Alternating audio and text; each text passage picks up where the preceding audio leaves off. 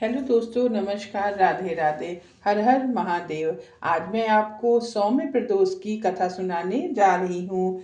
प्रातःकाल नित्य क्रिया से निवृत्त होकर आचमन कर सूर्य को अर्घ देकर व्रत का संकल्प ले और मनोवांछित फल की प्राप्ति के लिए सोम प्रदोष की पूजा करनी चाहिए। प्राचीन काल में धन धान से युक्त एक वैश्य था जिसके एक भी संतान नहीं थी। इससे वह सदैव दुखी रहता था। वह वैश्य प्रत्येक सोमवार को शिव जी का पूजन एवं व्रत करता था। भगवान का भोग लगाकर ही वह पत्नी सहित प्रसाद स्वरूप भोजन करता था। उसकी भक्ति को देखकर पार्वती जी ने शंकर जी से कहा, हे वैश्य अत्यंत भक्ति पूर्वक आपकी पूजा करता है, अतः आप इसके दुख को दूर कर इसे संतान प्राप्त होने का वरदान क्यों नहीं देते हैं। तब शंकर जी ने पार्वती जी से कहा, यह वैश्य के पूर्व जन्म का कर्म है, इसके भाग में एक भी पुत्र नहीं है। मैं इसे पुत्र प्राप्ति का वरदान तो दे ही रहा हूँ, किंतु वह 12 वर्ष तक जीवित रहेगा। कुछ समय बाद भगवान की कृपा से उस वैश्य के को एक सुंदर पुत्र की प्राप्ति हुई। पुत्र का जन्म होने से वैश्य के घर आनंद मनाया गया, किंतु वैश्य की किसी प्रकार की चिंता दूर न हुई। उसे ज्ञात था उसके पुत्र की आयु केवल 12 वर्ष है,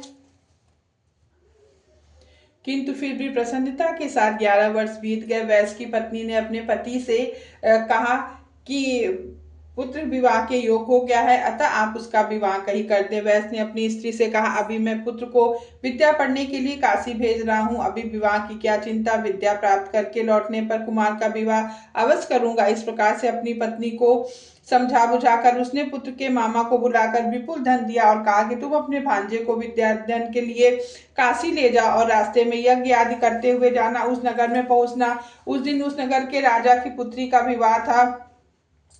राजकुमारी बहुत ही स्वरूपवती एवं गुणवती थी, किंतु जिस बालक के साथ उसका विवाह हो रहा था वह कान्हा था। वर का पिता इस प्रकार चिंतित था। वर के पिता ने जब सर्व सुख संपन्न इस वैश्य पुत्र को देखकर उसके मामा से कहा कि आप इस लड़के को कुछ समय के लिए मुझे दे दे, मुझ पर आपकी बहुत कृपा होगी। विवाह के बाद मैं इस राजकुमार को अपना अपना सब कुछ सौंप दूंगा, पुरस्कार स्वरूप अधिक धन दूंगा।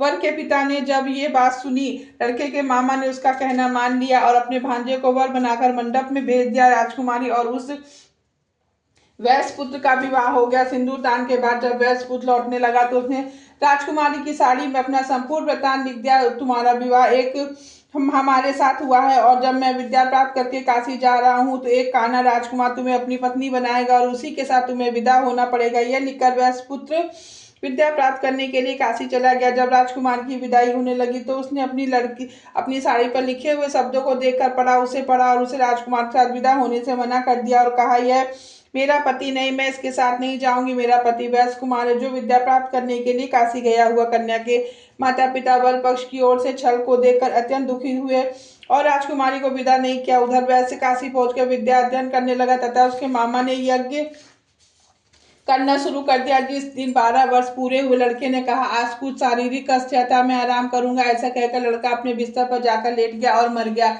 थोड़ी देर बाद जब मामा ने आकर देखा तो अपने भांजे को मरा हुआ पाया, जिससे बहुत दुखी हुए, किंतु यज्ञ के भंग हो जाने के डर से वे चुप रहे। यज्ञ की पूर्णाहुति होने पर जब सब लोग वहां से चले गए तब जोर जोर से रोना प्रारंभ कर दिया। देवयोग से शिव पार्वती उधर से कहीं जा रहे थे। पार्वती जी के कहने पर शंकर जी वहां पर गए जहां वैश्य रो रहा था, बालक मरा पड़ा हुआ था। पार्वती जी ने कहा, यह तो वही बालक है जो परिवार वालों को आपके व्रत के प्रभाव से उत्पन्न हुआ था, इसे आप जीवन दान दे दीजिए ताकि इसके परिवार वालों को दुख दूर हो जाए, सुख की प्राप्ति। शिव जी ने कहा, इस बालक की आयु पूर्ण हो चुकी, किंतु आपके कहने पर मैं इसे जीवित कर देता हूँ। ऐसा कहकर उन्होंने मृत बालक को जीवन दान दे दिया। स्वयं अपने लोक को चले गए।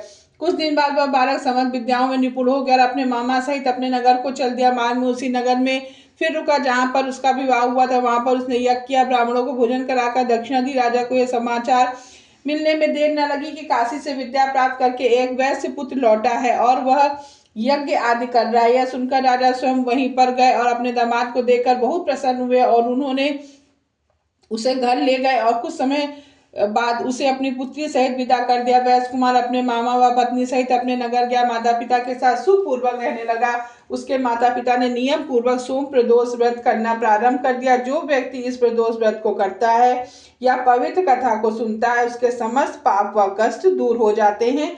तथा संपूर्ण मनोकामनाएं पूर्ण होती हैं। अगर आपको मेरा वीडियो पसंद आता हो तो मेरे वीडियो को लाइक शेयर सब्सक्राइब करें। मिलते हैं एक नए वीडियो के साथ में। हर हर महादेव।